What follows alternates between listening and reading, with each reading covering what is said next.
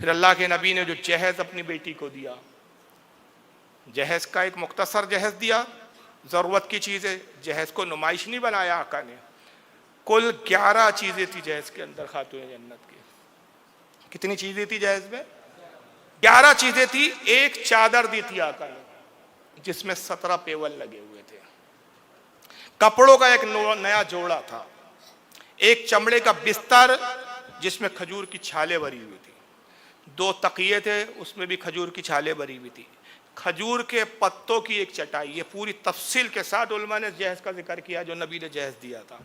गेहूं पीसने की एक चक्की हाथ की, 2 मिट्टी के घड़े, 4 गिलास, तांबे का 1 लोटा, चांदी के 2 बाजूबंद, बाजू में वो बांधा करते थे, जेवर होता था औरतों का, बाजूबंद बोलते हैं, 2 चांदी के बाजूबंद, और चमड़े पे लिखी हुई कुरान की चंद सूरतें, क्योंकि कुरान मुकम्मल उस वक्त नहीं हुआ था। जितना नाजिल हुआ था उनमें से चंद सूरतें चमड़े के कागज़ पे या चमड़े पे लिखी हुई थी। ये कुल 11 चीज़ें अल्लाह के नबी ने अपनी शहजादी के निकाह में दिया, और ये सुन्नत बनाया। अगर हुजूर चाहते आसमान के तारे तोड़कर अपनी बेटी को दे देते, जन्नत की नेमतें दे सकते थे। क्या नहीं था आका के पास? इन्नमा अना कासिमुन वल्लाहु युती, अल्लाह खजाने का मालिक है, मैं उसका तकसीम करने वाला हूँ, सब कुछ देते। मगर ये उम्मत के लिए सुन्नत बनाया कि जहेज एक एतदाल पर होना। लेकिन अभी ये जो ज़माना चल रहा है, कुछ नए नए भीख मंगे लोग जो अमीर बन जाते हैं, फिर जहेज की ऐसी नुमाइश करते हैं कि इनकी नुमाइशों ने न जाने कितनी सलीके मन, काबिल, तहजीब व तमद्दुन से आरास्ता पढ़ी लिखी लड़कियों को कवारा बूढ़ा बना दिया। इसके जिम्मेदार हमारे वो नुमाइश करने वाले सेठ है। अगर आपको अल्लाह ने दिया है, आप अपनी बेटी को देना चाहते हैं, खामोशी से दे दो। वो नुमाइश करते फिरते हैं, तस्करे होते हैं, साहब फला साहब ने गाड़ी दी, ये दी। और आजकल लड़कों का भी यह हाल हो गया, भीख मंगे भिखारी हो गए साहब, मुंह से मांगते। इंजीनियर बनाया लड़के को, कार लेंगे। अभी तो एहसान किया, इंजीनियर बनाया, जाहिल रखता भाई, काय को बनाया तूने इंजीनियर? लड़का बोलता है गाड़ी हो ना, तो मैं वहाँ कई बार बोलता हूँ कि अबे भीख मंगे गाड़ी लेकर करेंगा भी क्या? जब गाड़ी पे जाएंगे तो सारे दोस्त बोलेंगे बेटा ससर ने तो दिया है। तेरी जब औकात गाड़ी खरीदने की नहीं तो काय को होशियारी बता रहा है? अपने अंदर औकात पैदा कर, खुद गाड़ी खरीद। अव्वल तो बेचारा लड़की भी दे रहा है, जहेज भी दे रहा है, और दुनिया भर के तेरे बारातियों को खाना भी खिला रहा है, सब कर रहा है, और उसके बाद गाड़ी भी होना, कार होना, होंडा होना, ये होना। ये चीज़ों ने क्या किया? हमारे माशरे को तबाह कर दिया। जिसका नतीजा क्या हुआ मालूम है? मैं ये रियल दर्द के साथ बता रहा हूँ। हमारी कौम के नौजवानों से मुखातिब हूँ मैं। मेरे मुखातिब बूढ़े और अद्दड़ उम्र लोग नहीं हैं, जवान सुन रहे ज़्यादा मुझे। ये हमारी कोताहियों ने, ये जहेज की मांग ने ये किया है कि हमारे घरों की लड़कियां, हमारी अपनी बहनें मुर्तद हो रही है, इर्तिदाद का शिकार हो रही। नहीं हो रही है? कितनी लड़कियां गैरों के साथ भागकर शादियां कर ली, और जब उनसे इंटरव्यू लिया गया कि भाई तुम क्यों भागी, तो उनके पास एक ही जवाब था, हमने बीए किया, हमने एमए किया, हमने इतना पढ़ा, बड़े मुश्किल से हमारे बाप ने पढ़ाया लिखाया, हमें काबिल बनाया, हम तो गरीब है, बच्ची पढ़ लिख लेंगी, अच्छे घर में जाएंगी। लेकिन मांगने आने वालों ने जहेज ऐसे मांगे कि बाप उस जहेज का पूरा नहीं कर पाया। उम्रें हो रही है, क्या करे? उम्रें हो रही है, बूढ़े हो जाएं, तबाह हो जाएं, जिना और बदकारी मुब्तला हो जाएं, लिहाजा हमने ये रास्ता चुना है। कितनी लड़कियों ने ऐसे इंटरव्यू दिया, चैनलों पे और मीडिया पे आप देख सकते हैं, जो इंटरनेट पे यूट्यूब पे आपको ये मिल जाएंगे। इसके जिम्मेदार कौन है? हम हैं। आप तसव्वुर करो, हम क्या उन कुफ्फारों से गए बीते नहीं हो गए? वो काफिर शख्स जो हमारी अपनी बहन को लेकर भाग रहा है, निकाह कर रहा है, उसको नहीं मालूम कि जो मुस्लिम लड़की को मैं लेके भाग रहा हूँ, शादी कर रहा हूँ, मुझे रुपये भी नहीं मिलेंगे, जहेज भी नहीं मिलेंगे। वो जहेज की लालच में नहीं ले जा रहा है आपकी लड़की। उसके जहन में क्या भरा गया है कि तू बहुत बड़ा धर्म का काम कर रहा है। तूने अगर एक मुस्लिम लड़की को अपने अंदर ला लिया, अपने मजहब में दाखिल कर लिया, एक मुस्लिम लड़की को मुर्तद बना दिया, तो बहुत बड़े पुण्य का काम कर रहा है। वो पुण्य के चक्कर में वो जहेज की परवाह नहीं कर रहा है, दौलत की परवाह नहीं कर रहा है। मगर हमारे नौजवान इतने बेगैरत हो गए कि हमें तो लड़की चाहिए तो वही जहाँ ज्यादा माल मिलेगा। हम पहले लड़की का अखलाक नहीं देखते, सीरत नहीं देखते, माल देखते। आका सल्लल्लाहु अलैहि वसल्लम ने फरमाया है कि लड़की से निकाह 3 सबब से किया जाता है। 3 सबब है जिसकी बुनियाद पे निकाह होता है। आका ने फरमाया पहला हुस्न व जमाल, दूसरा दीनदारी, तीसरा फरमाया मालो दौलत। मालो दौलत की बुनियाद पे कोई रिश्ता करता है या खूबसूरती की बुनियाद पर रिश्ता करता है। तीसरा फरमाया हुस्न व जमाल, मालो दौलत और क्या? दीनदारी।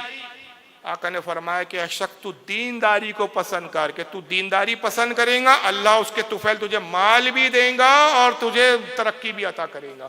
और अगर तू माल की लालच में गया तो दोनों चीजों से महरूम रह जाएगा। तो दीनदारी की बुनियाद पे निकाह करने का, अली का निकाह रसूल ने किस बुनियाद पे किया था? अली कह रहे हैं मुफलिस हूं, महर देने की रकम नहीं है, जाओ जेर बख्तर गिरवी रख दो या बेच दो, क्योंकि अली का दीन देख रहे थे, अली की दीनदारी देख रहे थे। जहेज अगर दे रहे हैं आप, अव्वल तो जहेज का कोई तस्वुर हमारे यहाँ है नहीं, ये चंद जरूरत की चीजें रसूलुल्लाह ने दी थी, और ये भी कोई बतौर जहेज बोल के नहीं, क्योंकि अब हमारे यहाँ जहेज ये वर्ड है इसलिए मैं जहेज का लफ्ज इस्तेमाल कर रहा हूँ, वरना इस्लाम में जहेज नाम की कोई चीज है ही नहीं।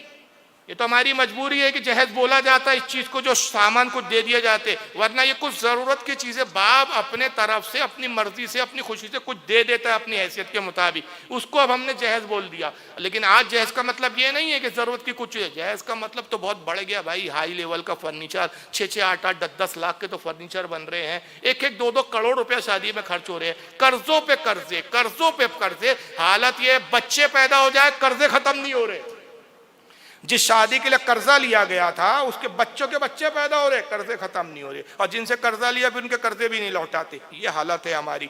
इमाम मालिक के ज़माने में एक बादशाह था, उसने कसम खाई कि मैं अपनी बेटी को जहेज में दुनिया की हर नेमत दूंगा।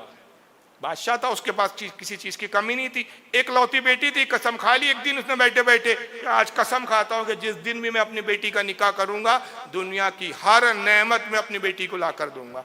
इत्तेफाक से एक पड़ोसी मुल्क के बादशाह ने इस पर हमला किया, जंग हुई, इसको शिकस्त हुई, ये अपने कुनबे और ख़ानदान को जान बचा कर लेकर भागा और आके फिर मदीने में पोशीदगी के साथ ये एक जगह मुकीम हो गया, आबाद हो गया, और किसी को जाहिर नहीं करता था कि मैं बादशाह हूँ, आम लोगों की तरह रहता था, अब कुछ था भी नहीं, सब लुट पिट गया था, गरीबों की तरह बस्ती में रहता था।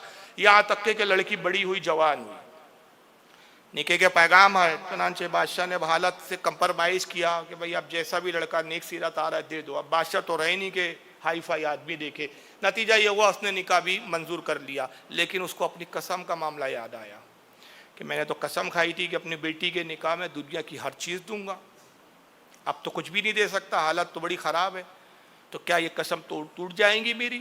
क्या इस कसम के तोड़ने पर मैं गुनाहगार हूँगा? और अगर गुनाहगार हूँगा तो इसका कफ़ारा क्या है? इमाम मालिक की खिदमत में हाजिर हुआ और मसला पूछता है, कहा हुजूर एक राज की बात करने आया हूँ। फरमाया पूछो क्या बात है? हुजूर मैं फुला इब्ने फुला बादशाह हूँ और एक मसला दरियाफ़्त करने आया हूँ। मसला ये है कि मैंने कसम खाई थी कि अपनी बेटी को जहेज में हर चीज़ दूंगा, आज मुफलिसी का ये आलम है कि मैं कुछ नहीं दे सकता, तो क्या मेरी कसम ख़त्म हो जाएंगी, टूट जाएंगी? क्या उसका कोई कफ़ारा देना है? आपने फरमाया ना तुझे कसम तोड़ने की ज़रूरत ना कफ़ारा देने की ज़रूरत, तू अपनी कसम पूरी कर सकता है। कहा हुजूर वो कैसे? का सिर्फ तो अपनी बेटी को कुरान अजीम जहेज में दे दिया, इसलिए कि कुरान खुद फरमाता है वला रद्बी वला याबिसिन इल्ला फी किताबिम मुबीन, कोई खुश्क हो या तर हो ऐसी कोई शय नहीं जिसका जिक्र हमने इस कुरान में ना कर दिया। हर शय का तस्करा, हर शय का जिक्र कुरान में, तो कुरान दे दे गोया तूने सारी नेमत दे दी। इसलिए कि कलाम इलाही की वो अहमियत है, पूरी कायनात अगर एक पल्ले में रख दी जाए और दूसरे पल्ले में कुरान अजीम हो तो कुरान अजीम पूरी कायनात से ज़्यादा वज़न है, इसलिए कि कलाम इलाही। वो बड़ा खुश हुआ।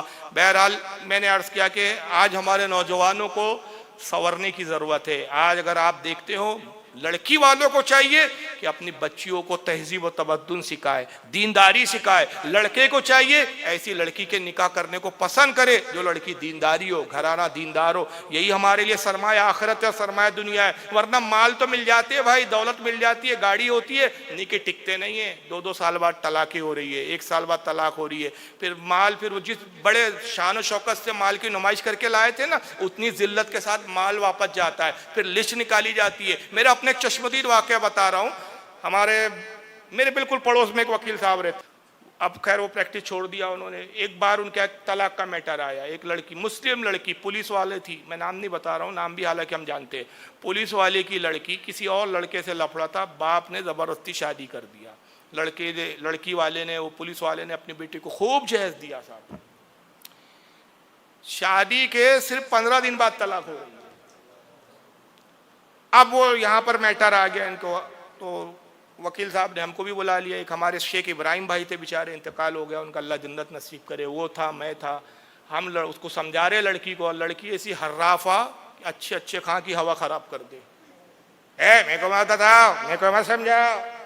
टर्रोबाजी, टर्रोबाजियां होती ना उस तरह की लड़की के, आदमी कांप जा भाई उसको। हम उसको समझा रहे कि देखो भाई, वो लड़का रो रहा है बेचारा, सीधा साधा लड़का। मैंने कहा, फिर मैंने लड़के को समझाया, मैंने कहा जान दे भाई, तेरी किस्मत में नहीं था। भाई साहब बोले इसलिए नहीं रो रहा हूँ कि किस्मत में नहीं, ऐसी लड़की को तो मैं रखना भी नहीं चाहता। वलीमे के लिए जो कर्जा लिया उसकी पहली किस्त भी नहीं चुका पाया हूँ, 15 दिन में तलाक हो रही है भाई साहब, इसलिए रो रहा हूँ। लाखों का कर्जा लिया, बड़े शान से वलीमा किया है। बाप रो रहा है, बेटी को समझा रहा है, हाथ जोड़ रहा है बाप कि मेरी इज्जत रख, मैं एक पुलिस वाला हूँ, दुनिया के मसले और केस हल किया मैंने, और आज देख मेरे को कहाँ लिखा बिठाया। वो मानने को जाए, मैंने पहले बोला था काहे को शादी की है मेरी तुमने, मैंने बोली थी क्या, ये टर्रोबाजी। अब उसमें जो आखिरी मरहला था, जहेज उसी वक्त आया साहब, जहेज अभी ले जाऊंगी बोल रही हो। लड़का बोलता भाई कल दे देंगे, लड़के का बाप बोल रहा भाई हम कल आइए, आप इत्मीनान समझे, नहीं अभी लूंगी।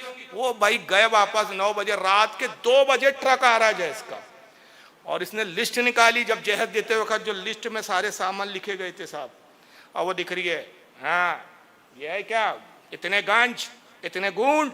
आखिरी में एक चमचा नहीं मिल रहा था साहब, चमचे की क्या वैल्यू होती है वो, लेकिन वो परेशान करना मकसद था। वो कहती वो एक चमचा नहीं मिल रहा है, तो हमारे इब्राहिम भाई मजाहिया थे, वो बोल पड़े इतना बड़ा झारा छोड़ दी, चमचा ढूंढ रही है, झारा तो छोड़ दी बोले तुझे। खैर बहरहाल ये एक मजाक की बात है हमारे लिए, लेकिन आप अगर तसव्वुर करें कि ये नौबतें क्यों आ रही है, सुन्नत के मुताबिक निके नहीं हो रहे आपके, नाच रहे हो तुम तवाइफों की तरह। मैं एक कड़वा जुमला बोल रहा हूं, मुझे इसकी कोई परवाह नहीं है, मैं परवाह करता ही नहीं। बेबाक दौड़ कहे ये फारूक आजम की नाम की निस्बत का असर है, मुझे किसी की परवाह नहीं है। जो बोलता हूँ मिंबर का तकाजा है, हाँ मिंबर के बाद आप 10 जूते मार लो मैं सहन कर लूंगा, लेकिन मिंबर पे जब बैठता हूँ तो फिर मैं ही नहीं रहता भाई। आजकल हमारी शादियों में क्या हो रहा है, नाच नहीं रही, औरतें नाच रही है हमारे यहाँ, लड़कियां नाच रही है, बूढ़ी बूढ़ी घूसट बुढ़ियां नाच रही है, शर्म नहीं आती। पहले के जमाने में लखनऊ में, मैं कड़वा जुमला बोल रहा हूँ, किसी को बुरा लगे मेरी बला से 4 रोटी ज्यादा खाओ, मुझे नहीं फर्क पड़ता, मेंबर का तकाजा मैं बोलूंगा और मेरी आदत है मैं बोलता हूँ। पहले जो नवाबों के निके होते थे ना लखनऊ में, तवाइफों को नचाने के लिए बुलाते थे, वो शर्म नहीं आते? आज तुमने अपने घर की औरतों को खुद तवाइफ बना दिया। कम से कम वो नवाब खुद की औरतों को नहीं नचाते थे, वो तवाइफे बुलाते थे। आज तुमने अपनी औरतों को खुद तवाइफ बनाया। गैर मर्द हिंदू दोस्त आ रहे हैं, उनके साथ नाच रही है, डीजे चल रहा है साहब, ये शादियां हो रही है, और फिर बोलते हैं भाई बरकत क्यों नहीं हो रही है, तकलीफ क्यों हो रही है, बच्चे फिर एबनॉर्मल क्यों पैदा हो रहे, बच्चों के दिमाग क्यों कम हो रहे, बच्चे लूले लंगड़े क्यों हो रहे, अंधे क्यों हो रहे। तो औलादे कैसे पैदा होंगी कि जब उस बात के लिए, उस चीज के लिए तुम जिस दिन बुनियाद रख रहे हो उसी में खुराफात शामिल कर दिया तुमने, तो बरकत आए तो कहां से आए भाई। और उलमा को धोखा देते हो यार। उलमा ने अब बिचारे, उलमा तुम्हारी खातिर तुम्हारी आखिरत के लिए करते हो, वरना उनको क्या पड़ी है जी। जब उलमा कहते हैं कि भाई हम उसका उस बारात में नहीं जाएंगे, वो निकाह नहीं पढ़ाएंगे जो बाजे के साथ आएंगी, उसका भी हल निकाला हमारे डेढ़ शाइनों ने। बड़े डेढ़ शाइने हैं, बड़ी अकल दौड़ाते इसमें। कभी दीन पर अमल करने के लिए भी अकल दौड़ाया करो यार, शर्म करो, डूब मरो। कब्र में जाना है, वहां फिर नाचना जब फरिश्ते कोड़े मारेंगे तो, फिर वहां डीजे बजाना और फिर नाचना, डीजे लगा के क्या तमाशा लगा के रखा है यार। उसका भी हल निकाला। अच्छा मुल्ला जी बारात बाजे से लाओ तो निकाह नहीं पढ़ाते।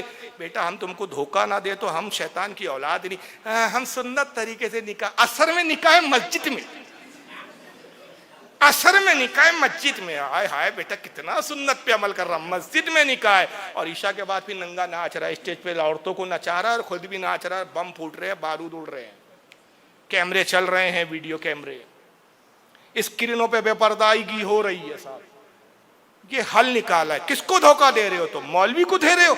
अरे मौलवी से पहले तो तुम अल्लाह को धोखा दे रहे हो। अल्लाह नहीं जानता तुम्हारी नियतों को कि तुमने असर हम निकाह क्यों किया। क्योंकि अगर हम ईशा के बाद निकाह करेंगे और वो तमाशे करेंगे तो वो मौलाना अड़ जाएगा, निकाह नहीं पढ़ाएगा। तो हमारा मतलब तो निकल जाए पहले। तो असर में मस्जिद में कर लिया, बाद में तमाशे हो रहे। बहरहाल इस पर कितना बोलूँ यार, जितना बोलो उतना कम है। बहरहाल जितना बोला उसी को बहुत ज़्यादा समझ के आप कबूल कर लीजिए। मेरा मकसद ये नहीं है कि आपको जलील करना, तस्लील करना। मकसद ये कि आपके दिलों को झंझोड़ना चाहता हूँ, खासतौर से नौजवानों को। और एक अजीब फितरत देख रहा हूं मैं, पहले के जमाने में, हमारे अपने बचपने की बात बता रहा हूं, कि नौजवान बेरा रवि के शिकार होते थे, घर के बूढ़े टाइट होते थे।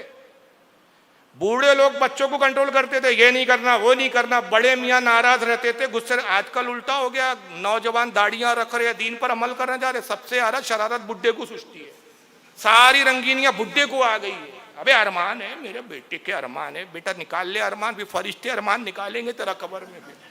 बोलेंगे तू भी बड़े अरमानों से मिला है हमें, अब तेरी बजरबत्ती करते, अब कहीं तू भी अरमानों से ही मिला है हमको, अब पकड़े हमने तुझे। जाओ कभी कब्रिस्तान जाके बैठा करो भाई साहब। उस्मान गनी, मैंने बताया था ना क्या आलम था, बशारत दे दी थी नबी ने तुम जन्नती हो, अशरा मुबशरा हो, कितने बार आपने जन्नत को खरीदा। मगर उस्मान गनी अल्लाह के खौफ के लिए कब्रिस्तान जाया करते थे। इमाम तिरमिजी कहते कब्र को देख के घंटों रोते रहते। पूछा जाता आप क्यों रोते, आप तो रसूल के साहब, ये कहते मुझे कब्र के अजाब की याद आती है, अल्लाह के खौफ में मैं रोता हूँ। तो कब्रिस्तान जाया करो, कब्रों को देखो, ये भी वही थे, कभी चलते फिरते थे, कभी नाचते गाते थे। आज इनका क्या हाल है, हड्डियों के ठिकाने नहीं है। कभी कब्रों में उतरो तो पता चलता है। कभी रात की तारीखी में लाइट बंद कर लो कमरे के, और कमरे का लाइट बंद जब अंधेरा हो जाए तो ये तस्वर करो कि ये मेरा कमरा नहीं, मैं कब्र में हूं। खुदा की कसम, अल्लाह याद ना आ जाए तो मेरा नाम बदल देना। मेरे साथ ऐसे हुआ, चलिए जाने दिए, फिर क्या मैं अपने वाकयात बताऊं। मेरे साथ एक बार ऐसा हुआ, बता देता हूं। फिर भी मैं एक जगह गालिबन बंगाल या किसी जगह गया था, बहुत दूर उन्होंने एक होटल में ठहराया। साहब गांव में जलसा था, वहाँ कोई ठहरने का माकूल इंतजाम नहीं था। तो वो होते हैं ना जैसे जंगलों में जो बहुत बड़ी होटलें होती है तफरी करने के लिए, सैर व सयाहत के लिए आते हैं, क्या बोलते हैं उसको, रिजॉर्ट वगैरह बोलते हैं। बड़ी हाई फाई होटल में ठहरा दिया उन्होंने।